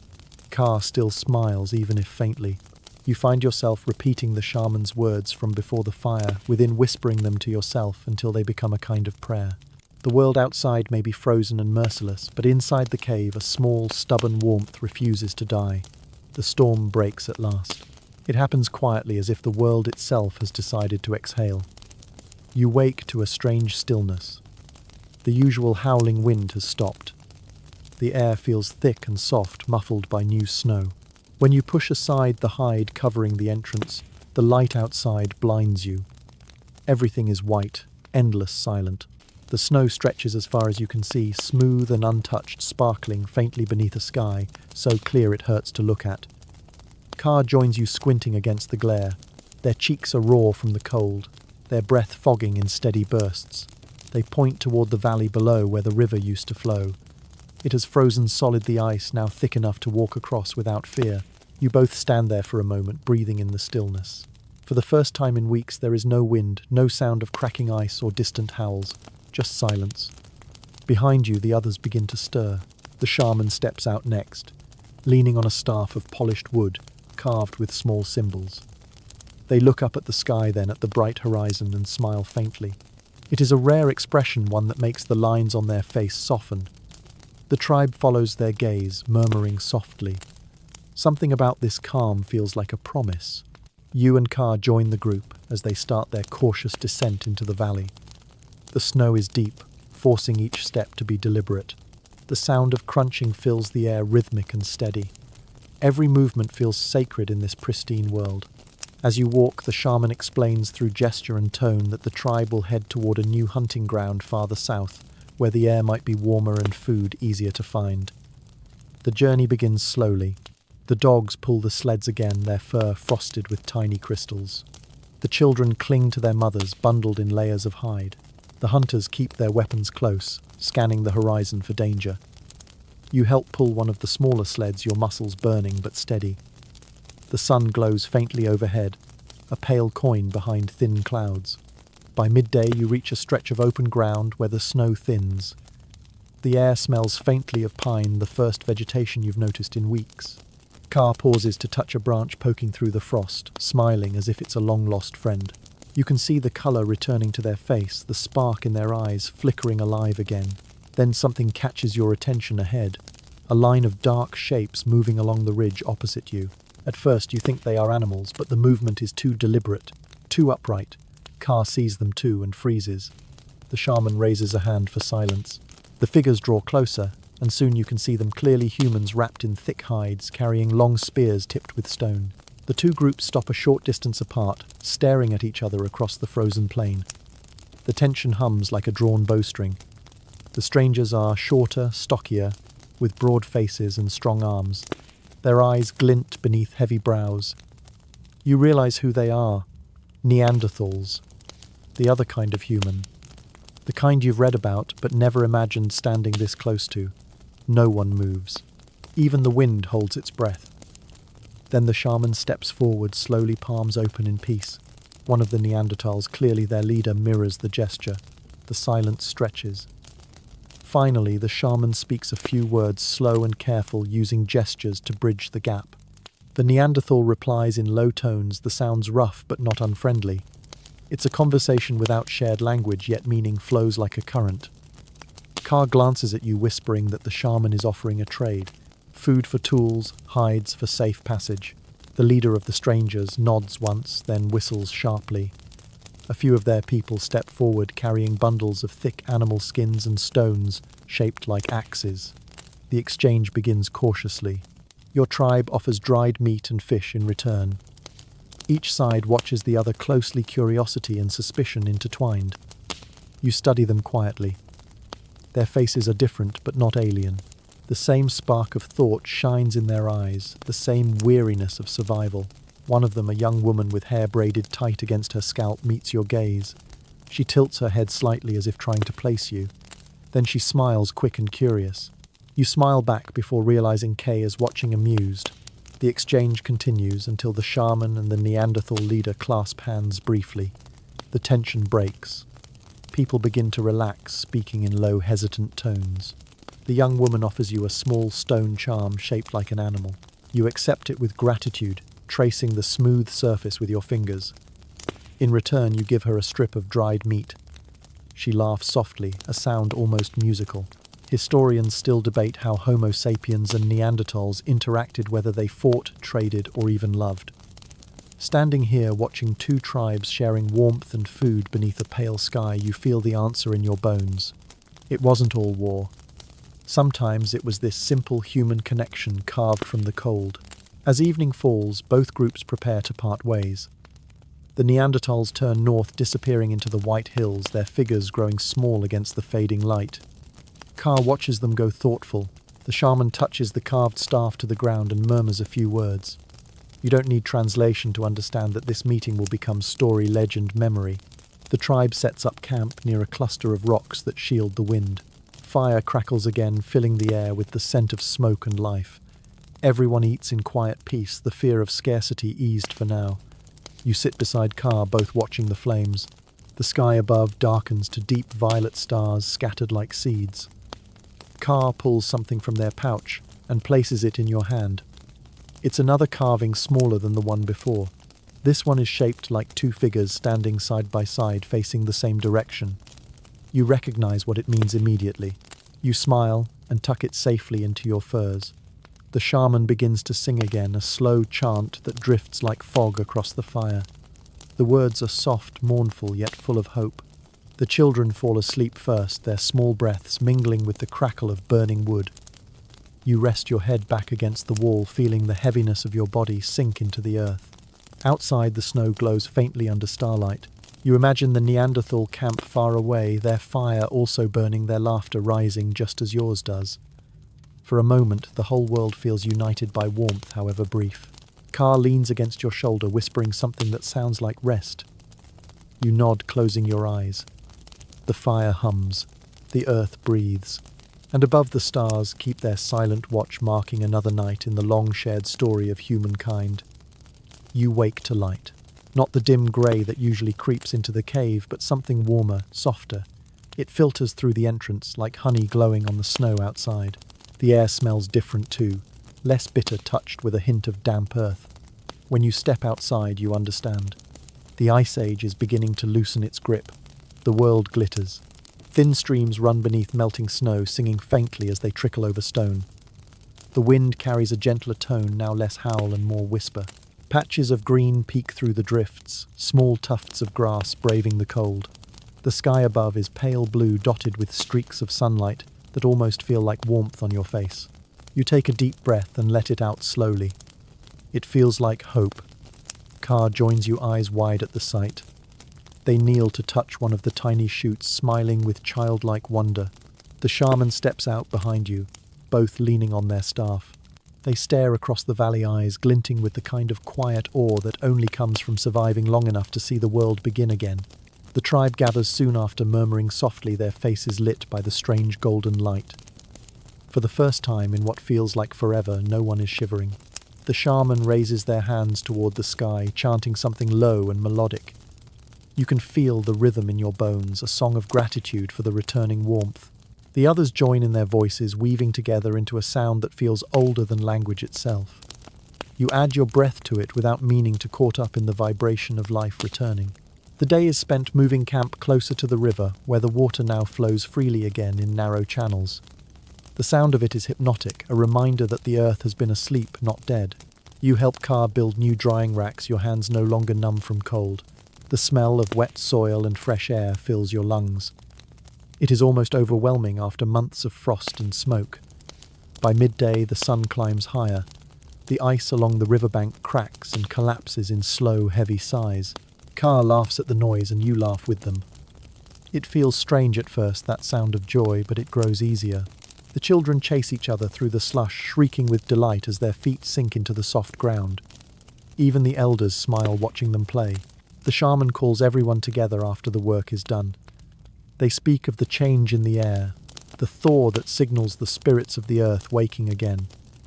Kay translates a few words for you between sentences. The shaman says this is a new beginning, a time when the land offers gifts to those who have endured. You can see it in their eyes, a cautious hope. Later, you and Car walk along the river's edge. The water glimmers, carrying fragments of broken ice downstream. Small fish dart beneath the surface, flashes of silver in the shallows. Car crouches, cupping a hand into the water, and splashes a few drops at you. You yelp at the cold and retaliate, earning a grin. It feels almost like play, something you had forgotten how to do. You stop near a cluster of rocks where wildflowers are beginning to bloom, tiny and fragile. Car touches one, gently reverent. They murmur something that sounds like a blessing. You watch, wondering if this is what the end of an age looks like, not in fire or flood, but in small, quiet awakenings. That night the fire burns bright again, but this time it's celebration rather than survival. The tribe gathers around, laughing softly, passing food from hand to hand. There is meat roots, even a handful of berries the children found near the rocks. Their sweetness feels unreal after so many months of scarcity. You eat slowly, savoring each bite. Car begins to drum lightly on a hollow log, setting a gentle rhythm. The shaman hums along, their voice rough but steady. Soon others join in clapping, tapping stones together, creating a rhythm that feels like a heartbeat. You can feel it moving through you, through the floor, through the air itself. It's the sound of life returning to the land. You remember something you once read in your own time about how some archaeologists believe music became vital to human survival because it built unity. Sitting here, feeling that pulse echo through your chest, you realize how right they were. The song binds everyone together in a single shared breath. As the night deepens, the fire casts long shadows on the cave walls. The paintings seem to move again, but this time they dance, not hunt. The animals glide across the stone as if celebrating too. Kaa notices and nudges you, laughing softly. You watch the walls shimmer with light, feeling the boundaries between story and reality blur. When the music slows, the shaman begins to speak again.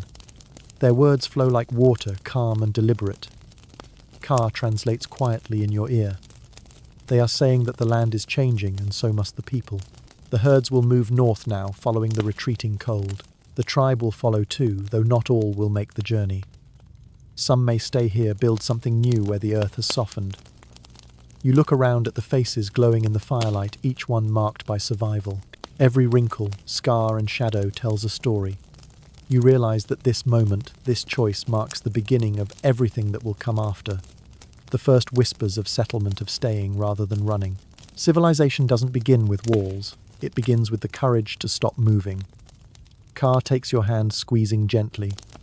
You don't need words to understand. Whatever happens next, you'll face it together. The warmth of their hand anchors you more than the fire ever could. Later, as everyone settles to sleep, you step outside. The night air is cool but no longer cruel. The stars shimmer brightly above, reflected in the river's slow movement. You hear frogs croaking faintly in the distance, their voices strange after months of silence. Life is returning in every sound. You think of the glacier, the storms, the hunger, and how close you all came to vanishing. Yet here you stand, surrounded by warmth and laughter and the smell of damp earth, humanity fragile as it endures. You close your eyes and listen to the gentle crackle of the fire behind you, the flow of water before you, and the heartbeat of a world being reborn. Tomorrow the tribe will decide whether to move or stay, but tonight there is only this, the soft hum of life beginning again. Kaa steps beside you, resting their head lightly against your shoulder. You breathe together, your exhales mingling in the cool air. The world feels vast and endless, but also strangely intimate. You can almost sense the weight of all the years ahead, the generations that will grow from this moment, the first seeds of what will one day be called home. The moon rises slowly over the horizon, pale and full, its reflection trembling on the river's surface. Kaa whispers something you don't catch, but the tone is soft, filled with peace. You answer with a smile, knowing it doesn't matter if you understand the words. The meaning lives in the silence between you. And for the first time since waking in this ancient world, you feel no pull to leave it. Only the quiet certainty that this right here is where humanity first learned how to stay. Morning arrives clear and golden. The light spills through the cave entrance like liquid fire, painting the floor with shifting patterns. You wake to warmth on your face instead of the sting of cold. Outside, the air hums with sound running water, the flutter of small wings, the soft call of something alive and new. The Ice Age is loosening its grip for real this time, and everything feels touched by that change. Kaa is already awake, standing near the river. You walk out to join them, the soft earth damp beneath your bare feet. The water flows faster now, carrying bits of broken ice downstream. Kaa dips their hands into it and splashes their face, gasping at the chill before laughing quietly. You follow their lead and the cold shocks your skin, but in a way that feels like renewal. The shaman stands farther back, watching the sun rise with eyes half closed, lips moving in silent prayer. The tribe gathers slowly. The air smells faintly of wet soil and wood smoke. Birds wheel overhead, calling out to each other, as if announcing the season's return. You notice plants beginning to push through the snow, tiny green shoots clinging to life. The sight fills your chest with something you can't quite name. Hope maybe, or the quiet ache of knowing change always comes. Breakfast is simple but plentiful. Fresh fish from the river, roasted roots, and the last of the dried meat. Laughter ripples through the group, cautious but genuine. Even the children's voices sound stronger now. Kaa passes you a piece of fish, and when your fingers brush, they hold your gaze a moment longer than usual. No words are needed. After the meal, the shaman calls everyone together. They speak in slow, deliberate tones, their staff planted firmly in the soft earth. Kaa translates for you, in short phrases. The tribe must choose, follow the retreating herds north, or stay here in this valley where the river runs free. Some of the elders wish to move, fearing the warmth will bring floods or sickness. Others argue for staying, for building something lasting. The discussion rises and falls like waves, calm, then heated, then calm again. You stand at the edge listening. You understand both choices. To stay means change. To move means safety in what is known. The argument feels familiar, timeless. The first whispers of civilization forming from the tension between fear and hope. Finally, the shaman raises a hand, ending the debate. They announce that those who wish to follow the herds will leave at dawn. The rest will remain and make this place their home. Kaa turns to you, eyes steady. You can already tell which choice they've made. They will stay. You feel it in your gut even before they speak. They gesture toward the river, toward the trees beginning to bud. Their meaning is clear. Life is here now. The future begins here. The day unfolds with quiet purpose. Those who plan to leave begin to pack their belongings, their movements heavy with both sadness and resolve. Those who stay gather woodstones and hides, already planning how to build shelters closer to the water. You help Kaa carry stones, stacking them in a circle that will form the base of their new home. The work is tiring, but strangely peaceful. At midday, the shaman joins you, resting their hand on your shoulder. Their gaze is distant, almost knowing. They murmur something that Kaa interprets as a blessing. You thank them, unsure how to respond, but the shaman only smiles, the kind of smile that belongs to someone who has seen many endings and beginnings. As the sun lowers, those leaving prepare to go. The tribe gathers to say farewell.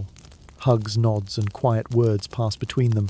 No tears, just the steady understanding that this is the way of things. The world shifts, people move, stories continue. The shaman leads a short chant, their voice carrying over the water. The sound feels ancient, heavy, with the weight of generations yet to come. When it ends, the departing group sets off slowly across the plain, their silhouettes growing smaller against the horizon. You watch them until they vanish into the bright haze. Kaa stands beside you, shoulders squared, eyes fixed on the same place. For a moment, the two of you say nothing.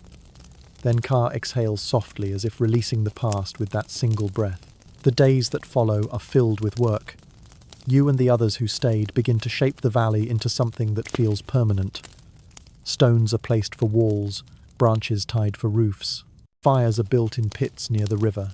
The smell of smoke and wet grass fills the air.